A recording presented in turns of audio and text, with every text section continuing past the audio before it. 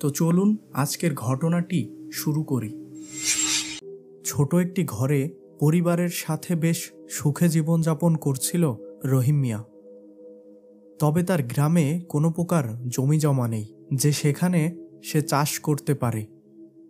রহিম মিয়ার সম্পত্তি বলতে কেবলমাত্র একটি রিক্সা। শহরে রিক্সা চালিয়ে সে বেশ ভালো টাকা উপার্জন করত। রহিম মিয়া প্রতিদিন সকাল 6টায় বাসা থেকে রিক্সা নিয়ে বেরিয়ে পড়ত এবং রাত 9টা পর্যন্ত রিক্সা চালিয়ে বাসায় ফিরত। এর মধ্যে সে কয়েকবার খাওয়া দাওয়া এবং অন্য কোনো কাজ থাকলে বাসায় আসত। কিন্তু এক রাতে তার সাথে এমন একটি ঘটনা ঘটে যায় যা তার জীবনে একটি বিশেষ পরিবর্তন নিয়ে আসে এবং সেই ঘটনাটি হয়তো তার মৃত্যুর আগ পর্যন্ত সে ভুলতে পারবে না। দিনটি ছিল 2006 সালের ডিসেম্বর মাসের 10 তারিখ। সকালের আকাশে অল্প মেঘ এবং সেই সাথে চারিপাশ কুয়াশায় আচ্ছন্ন। রহিম প্রতিদিনের মতো রিক্সা নিয়ে তার বাসা থেকে বের হয়। আজকাল সকালে সে বাসা থেকে কোনো প্রকার খাবার খায় না। রাস্তার মোড়ের একটি চায়ের দোকান থেকে 1 কাপ চা ও একটি বিস্কিট খেয়ে সে সকালের খাওয়া দাওয়া শেষ করে। সময় তখন দুপুর 2টা। রহিম সকাল থেকে মাত্র 2টি যাত্রী পেয়েছে, তাই মন খারাপ করে রাস্তার পাশের একটি গাছের নিচে বসে আছে। আর তাতে সকাল থেকে আকাশ মেঘাচ্ছন্ন। খুব কম পরিমাণ লোকজন বাহিরে বের হচ্ছে। কেবলমাত্র যাদের বাহিরে যাওয়া খুবই প্রয়োজন তারাই কেবল বের হচ্ছে। রহিম আজকে দুপুরের খাবার খেতে তার বাসায় যায়নি। তার আজকে যেন কোনো প্রকার ক্ষুধা নেই। রহিম নিজের মনে ভাবতে থাকে, আজকে তো তেমন ভাড়া হচ্ছে না। প্রতিদিনের মতো সে আজকে আর রাত 9টা পর্যন্ত রিক্সা না চালিয়ে সে রাত 12টা পর্যন্ত রিক্সা চালাবে। এছাড়া বিভিন্ন প্রকার চিন্তা ভাবনা করতে করতে সে কখন যেন গাছের নিচে ঘুমিয়ে যায়।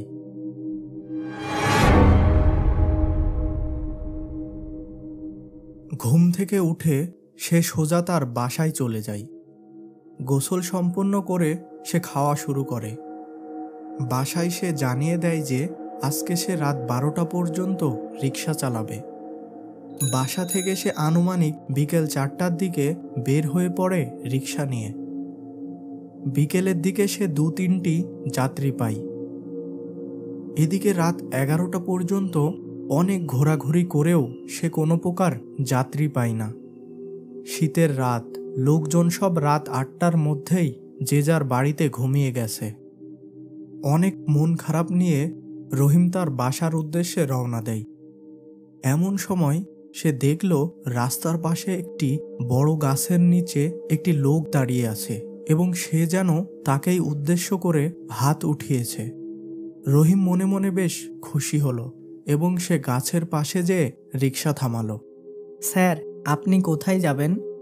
লোকটি কোনো প্রকার কথা না বলে সোজা রিক্সায় উঠে পড়ল এবং ভারী কণ্ঠে বলল, সামনে একটি কবরস্থান আছে, ওইখানেই আমি যাব।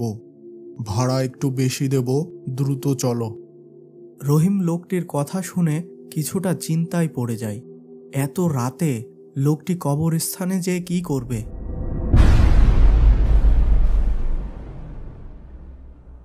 কি হলো, চলো। লোকটির কথাই রহিম যেন তার চৈতন্য ফিরে পেল। দ্বিগুণ ভাড়া পাচ্ছে, এই রাতের বেলা আর কি চাই। রহিম আর কিছু না ভেবে রিক্সা চালানো শুরু করে দেয়। রাস্তা তখন একেবারে ফাঁকা, আশেপাশে লোকজনের একেবারেই চলাচল নেই। রাস্তায় কেবলমাত্র এই 2টি প্রাণী এগিয়ে যাচ্ছে কবরস্থানের দিকে। এই শীতের মধ্যেও রিক্সা চালাতে যেয়ে কেমন যেন গরম হাওয়া অনুভব করে রহিম মিয়া, এবং এই গরম হাওয়া যেন তার পিছন থেকেই আসছে। সে যেই পিছনে তাকাতে যাবে এমন সময় লোকটি আগের মতো ভারী কণ্ঠে বলে, রিক্সা চালানোর সময় পেছনে তাকাবেন না। এই কথা শুনে রহিম কিছুটা ভয় পেয়ে যায়।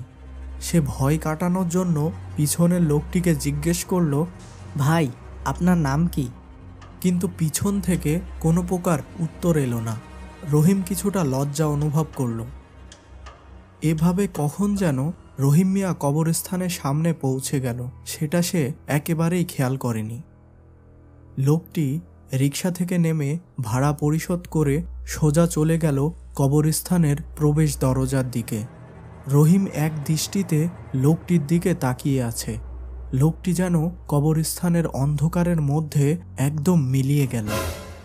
রহিম মিয়া বাড়ি যাওয়ার উদ্দেশ্যে যখন রিকশায় উঠল, ঠিক তখনই সে শুনতে পেল কবরস্থানের ভিতর থেকে কোদাল দিয়ে মাটি কাটার শব্দ ভেসে আসছে। রহিম কিছুটা সময় রিকশার উপর চুপ করে বসে থাকে এবং ওই শব্দটি শুনতে থাকে।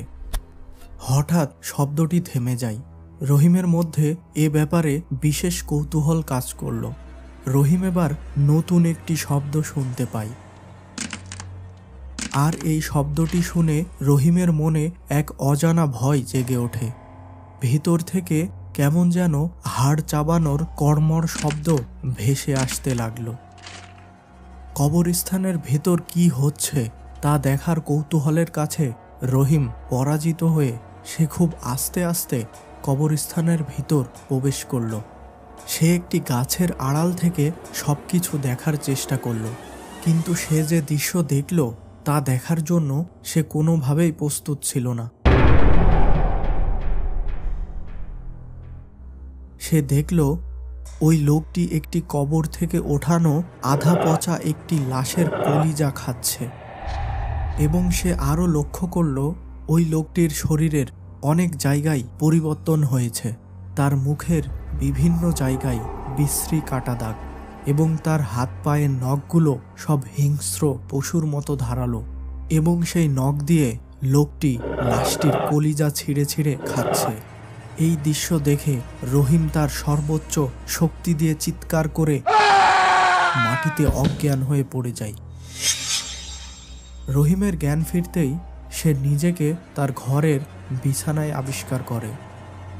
সকালে নামাজ পড়ে ওই রাস্তার পাশে হেঁটে যাওয়া কিছু ব্যক্তিরা রহিমকে কবরস্থানের সামনে পড়ে থাকতে দেখে তাকে তার বাড়িতে নিয়ে আসে।